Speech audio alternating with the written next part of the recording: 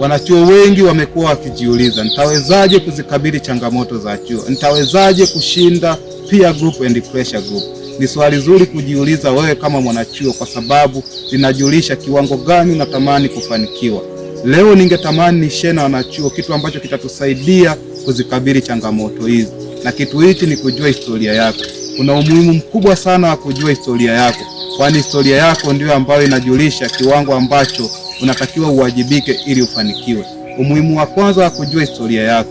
Historia yako inakujulisha mzigo ulionao. Ni kweli ni kwamba tuko hapa chuoni, ila ukweli mchungu ni kwamba kila mmoja wetu ana mzigo wake, ambaye wewe binafsi unaweza kuwa na mzigo ambao mwingine yeyote hana huo mzigo.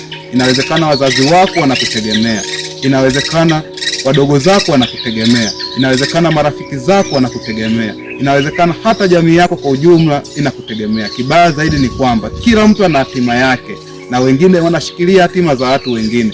Kwa hiyo ukishindwa kujua historia yako na mzigo ulionao, ukishindwa kufikia malengo yako, utafanya hatima za watu wengine ziuawe kabisa, utafanya ndoto za watu wengine zife kabisa, kwa sababu wengine wanashikilia hatima za watu wengine. Kwa hiyo ukijua historia yako itakwambia mzigo ulionao, mzigo wa watu ambao wanakutegemea wewe. Mwisho wa siku hutokubali kufeli kwa sababu ya kutaka kuwasaidia wale ambao wanakutegemea. Hutokubali kujiingiza kwenye mitego ambayo itakuhamisha mafanikio yako kwa kutamani kwamba mzigo wako siku moja upate mapumziko ya kusaidiwa na wewe.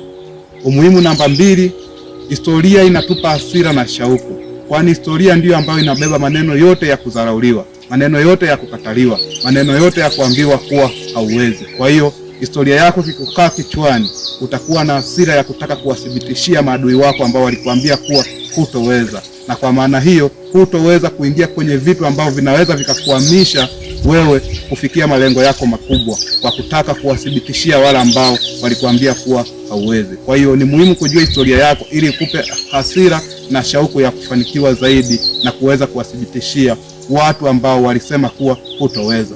Umuhimu namba 3, inakupa kujiamini. Ni kweli kwamba wanachuo tunateseka na kutokujiamini kabisa. Yaani kuna watu hatuamini vile tulivyo. Kuna watu hatuamini vile uchumi wetu ulivyo. Mwisho wa siku tunajikuta tunajiingiza kwenye mtego wa kwenda kukopa na kutumia ada ili tufanane na wengine wanavovaa na jinsi wanavokula. Lakini ukijua historia yako, utakubali kuishi maisha yako kulingana na historia ya uchumi wa familia yenu. Hutokubali kuingia kwenye mtego wa kukupoteza wewe kwenye reli ya masomo yako. Umuhimu namba 4 na mwisho, inakupa focus, kwa sababu historia itakujulisha mzigo, historia itakupa kujiamini. Kwa maana hiyo utahusika na kitu tu ambacho kina umuhimu kwako kwa wakati huo. Hutahusika na kitu kingine chochote ambacho hakina muhimu kwako kwa wakati huo. Sijajua wewe historia yako imekujulisha nini? Tushare hapo chini kwenye comment.